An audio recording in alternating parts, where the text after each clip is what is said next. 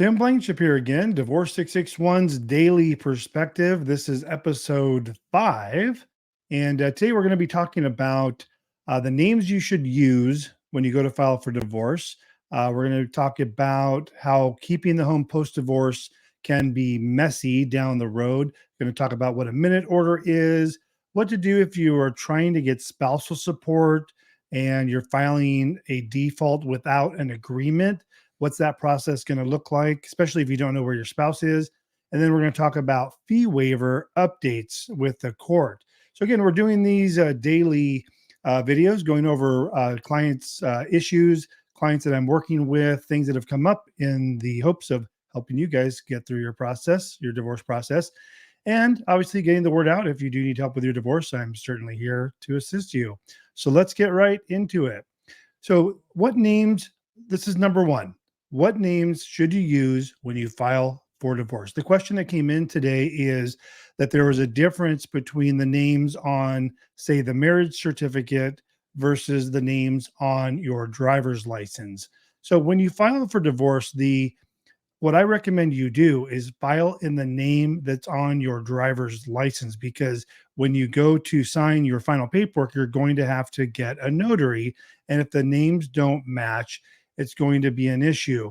If they're slightly off, like if one, like say the marriage certificate has first name, first, middle, and last, and then your driver's license just has first and last, that's not going to be so much of an issue. But in this particular case today, the last name was totally dropped off of the driver's license somehow.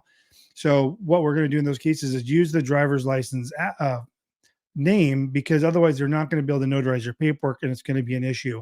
And if the names are completely different, you can always file using an AKA.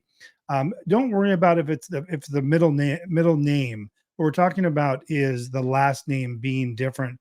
Last month we had a case where I guess in their country, the last name changes once you become married. So they had a name that was they had one name as their last name and then another last name that was very similar, but it ended in A versus S. There was just a little change to it.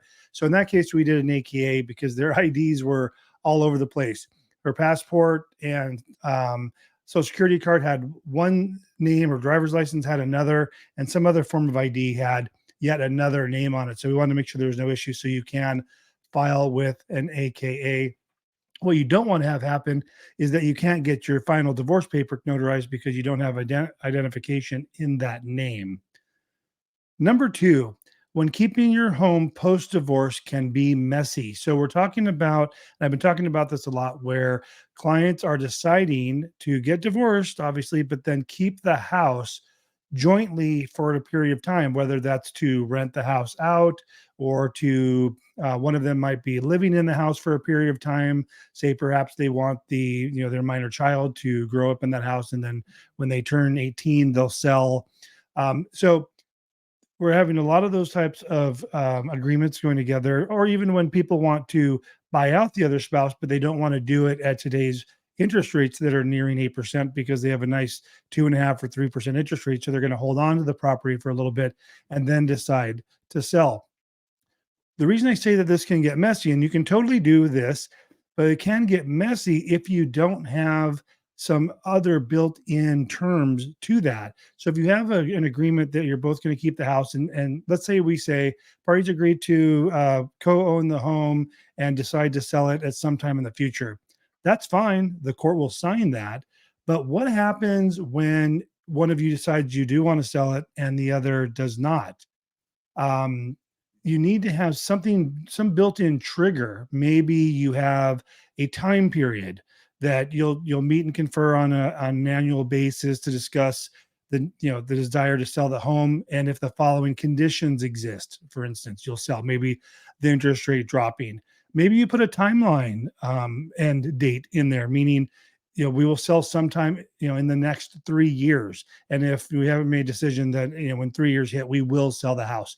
Something that triggers automatically, because in these really loose agreements where it doesn't say, if something happens, then it will be sold.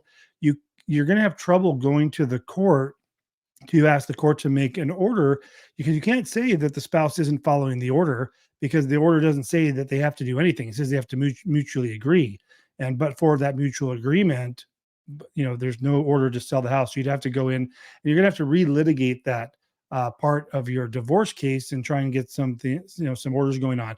In this case that we had this week, it was a 5-year-old case. They had written a very loosely written agreement that they would, continue to co-own the home. And husband has been living in the house, wife has been renting, and she's saying, well, at this point, I want to, either I want to move into it and I'll buy you out, or I want to sell the home, get the proceeds so I can have the money to buy my own home. And the court order that they signed, the agreement related to the house, doesn't say any of those options. They're not agreeing. He's not agreeing to move out. He has been paying the mortgage, so there's that benefit of the mortgage being paid down, and the home prices have gone up obviously the last 5 years. So that's all well and good, but the order is not clear on what should happen if one wants to sell. And so now they're going to have to go to court. They're going to have to petition the court to say, look, this isn't fair, or whatever they're going to do. I had to refer them to attorneys to get a consultation to see what they think they can get. So, short story, or the key takeaway on that is, be a little bit more specific. And this is not just related to homes, but anything you guys are going to co-own into the future, have some specific deadlines or timelines built in. So if this date crosses, it's not a forever action. Number 3, what is a minute order? So a minute order is not something that our clients generally are coming across. A minute order is an order drafted by the clerk after some type of court action.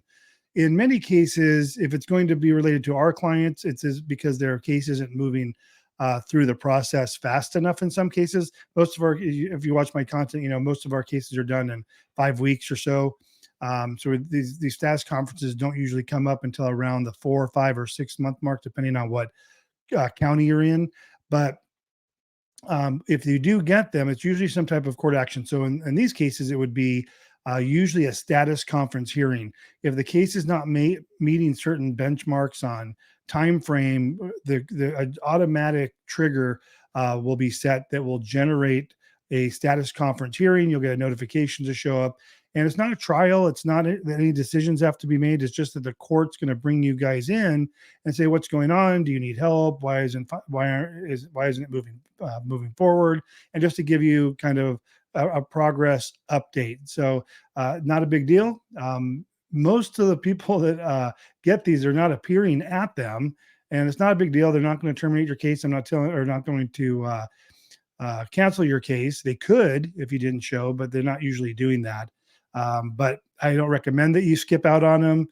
Just usually you'll get at least a couple of weeks notice for the hearing. You're going to say something like, hey, you haven't turned in your proof of service. If you turn in the proof of service, you're not going to have to appear. So just do that. If you haven't, I think the next one that comes up is the default. If you haven't turned in the default in a certain period of time, they're going to say turn in the default or show up to the hearing. So there are ways of getting out of it. We usually just will file the document necessary to keep our clients from having to go to court, because no one likes to go to court. It's a complete waste of time if you're going through an amicable divorce, and our clients don't have to go to court because we bypass that whole process. Number 4, fee waivers. So there's been an update to the fee waiver process with the courts. They now, on the fee waiver request, it's FW-001. The fee waivers now have a checkbox that if you're unemployed, it's an automatic qualifier to have your fees waived. And this is new because for as long as I've been doing this, 11 years now, if you're unemployed, you can write unemployment, but you still had to show proof of income. You still had to show your family income. As you look at all incomes within the households, that would, if you're living with your spouse, that would include their income as well. But and so we still had to have a financial fee waiver request where we had to show what the earnings are of the household, what the expenses are, and those generally would not get approved even when one spouse is on unemployment. So with this now checkbox, there's a section where it's automatic. There's automatic qualifiers for the fee waiver previously, and still are, is things like being on Medi-Cal or receiving government assistance or like food stamps. I know that's not the word, but getting some type of financial assistance.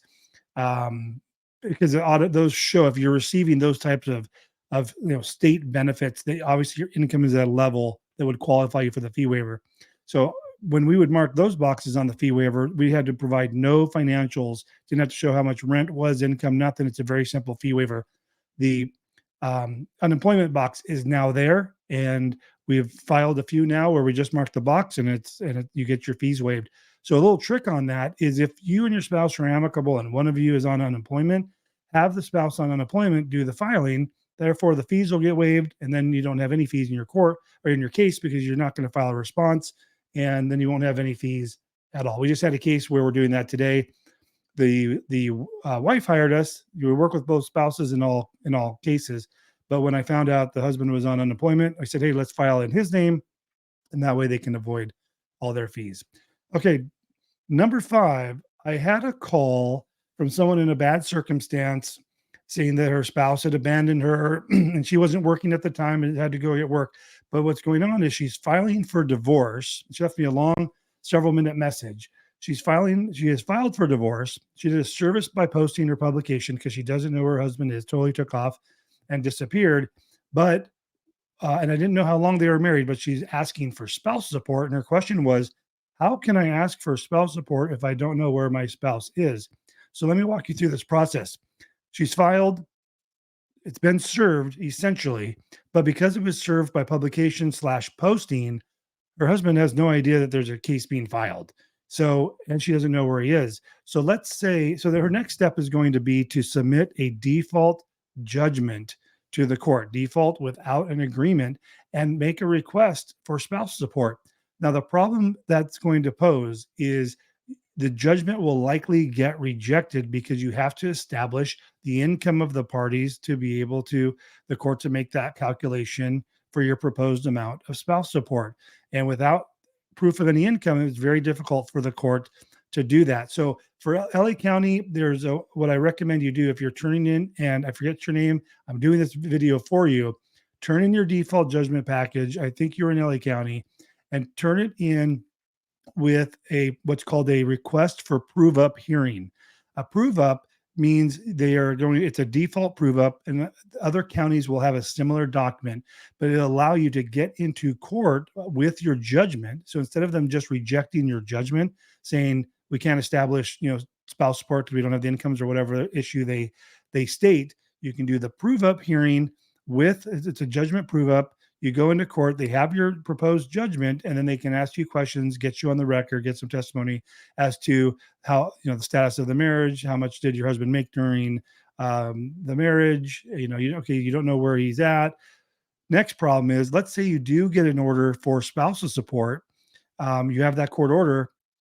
How are you going to get paid if your spouse isn't working? There might be an order, but if your spouse isn't working, there's no money to be paid there.